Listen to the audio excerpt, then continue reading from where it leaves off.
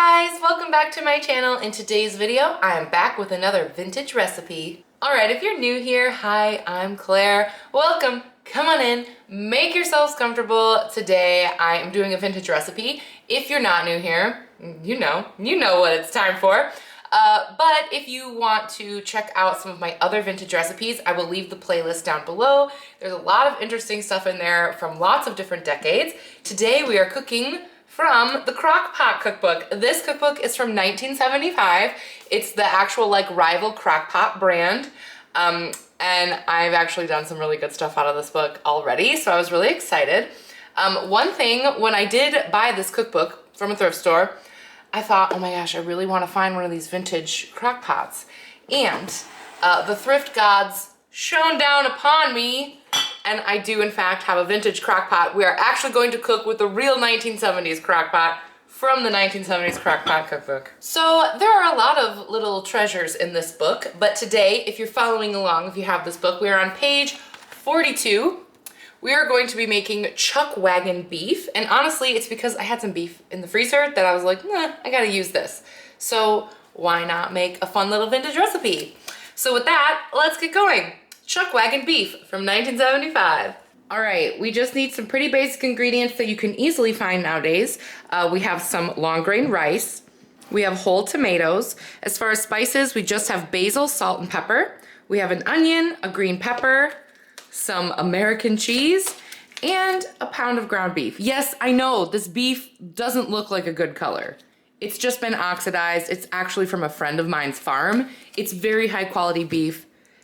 I don't want to read your comments on the color of the beef. It just was exposed to oxygen. Anyway, these are the ingredients. Okay, I'm just gonna read you the whole instructions instead of as we go because it's very easy.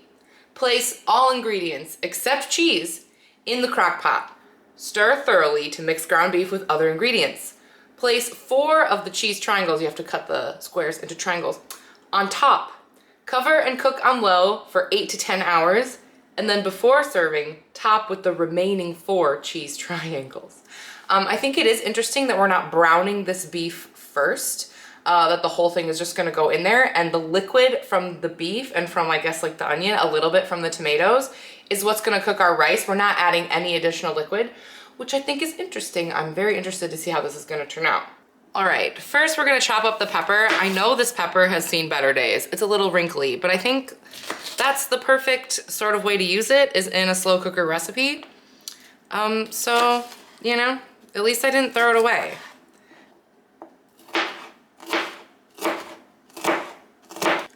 All right, now we're gonna do the same to the onion.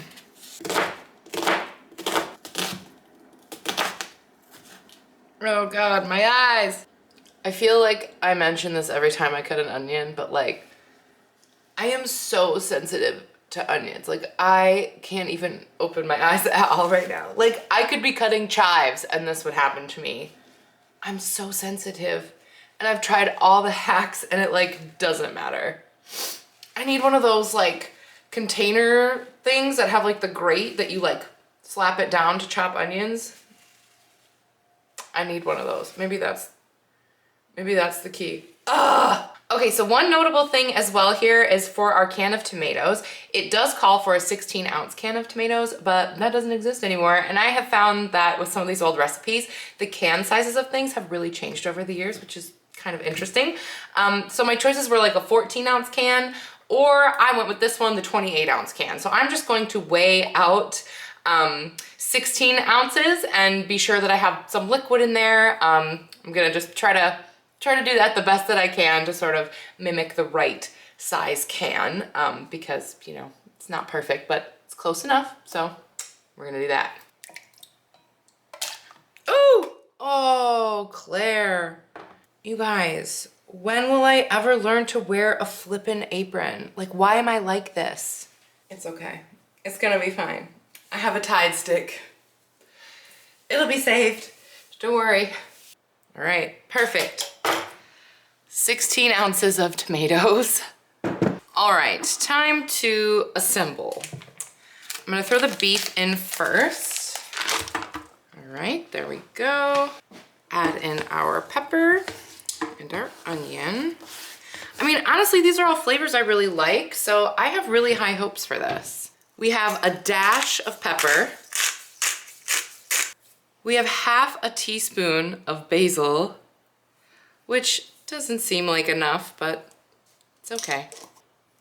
And 1 teaspoon of salt. Honestly, I'm pretty good at eyeballing that kind of stuff, so like, don't worry. Next, we're gonna go in with our rice. All right, half a cup. And our tomatoes. All right, let's give this a stir. Make sure that beef is broken down. I do like that the rice is right in it because then this is like a super like filling and also whole meal. Like we've got our grain and our protein and our veggies. Like I do like that part. All right, and it wouldn't be a vintage recipe unless we added some funky processed cheese. Now, the directions say to cut these into triangles, and we're going to be using like 4 right now and then 4 later. So I'm gonna go ahead and put these 2 back in the fridge. This is gonna be interesting. All right, there we go. Tasty. All right, gonna go ahead and plug her on in. We want to cook on low for 8 to 10 hours. So I have gotten some comments before when I've cooked out of this book that the old crock pots don't get as hot as the newer crock pots. So if you are not using a vintage crock pot and you want to recreate this recipe, I would definitely just keep more of an eye on the timing, because if you're cooking it on low, it might take less than 8 to 10 hours. Just throwing that out there just in case. I'm gonna leave it for 8. We're gonna check on it. We're gonna see how we do. And yeah. Yum. Okay, you guys, we're actually about halfway through that 8-hour mark, and I just wanted to show you what we're looking like here, okay? I just popped in here to take a look, and that cheese is getting a little crunchy on the outside. So even though it's not in the instructions, I'm gonna mix this cheese inside because this can't be what they want it to do, okay? Especially because we're putting more cheese on the top at the end. I'm gonna mix this cheese in. I've made the decision. Like, it's too crunchy. Okay. But the meat still looks, you know, pretty pink. It's definitely not cooked all the way. Okay. I feel confident in that decision. All right. Carry on. All right, you guys, it has been 8 hours and I can definitely tell that this is done. It's ready to eat. I think it may have even been done a little while ago. I cannot imagine this would need to go for 10 hours. But I guess, oh, we gotta put the other cheese on top. Obviously. It needs more cheese. The rice seems to have cooked really well. It makes sense. All right, let's throw our cheese triangles on there. All right, and I'm assuming this is just gonna take a couple of minutes to get melty, and then we will give it a try. Desmond, do you wanna try it? No. No? You just wanna eat your quesadilla? Yeah. Are you sure? Daddy's not here to try it. Maybe you could be the one who tries. No. Smell it. It doesn't smell like anything. It doesn't smell like anything. There's beef. You like beef and cheese. Wait, let me smell it again. It might be kind of good. I don't smell anything. You don't smell anything? Well, do you want to try it? No. Are you sure? Just a little bite? No. All right. All right. It's melty. Let's get a nice cheesy serving of our 1975 Chuckwagon beef. I mean, I'm not gonna lie, Desmond's right. It doesn't really smell that strongly. I think it needs garlic.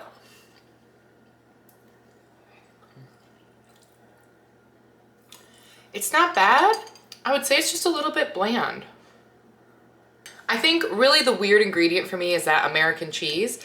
I think that if we used Colby Jack or maybe pepper jack or something like that, it would add like a little bit more flavor. It's really just adding like some saltiness, but like not a lot of good flavor. I think the spices really need to be beefed up a little bit here. If I were to do this again, I would add maybe like a sprinkle of cayenne. I would do probably more salt. The salt needs to be bumped up a bit. Maybe some smoked paprika, a little bit of smokiness would be really good in here. Maybe some Worcestershire would be good too. This is really a good basic recipe. It just needs a little pizzazz. I do like the way that the tomato kind of broke up a little bit. Like none of those like whole tomatoes are still whole in there. And the pepper and the onions are super duper tender. And the rice is perfectly cooked. So those ratios are all solid. Yeah, I think I would just season it a little bit more. And there you have it, Chuckwagon beef from our 1975 RiVal CrockPot Cookbook. I hope you enjoyed this little walk down memory lane with the old crockpot today. Leave me a comment down below. Do you have this cookbook? Did your mother, did your grandmother, did someone you know cook from this cookbook? I would love to hear if you have any experiences with it. And yeah, leave me a comment, let me know. And with that, I will see you guys in my next one. Thanks so much for watching, bye.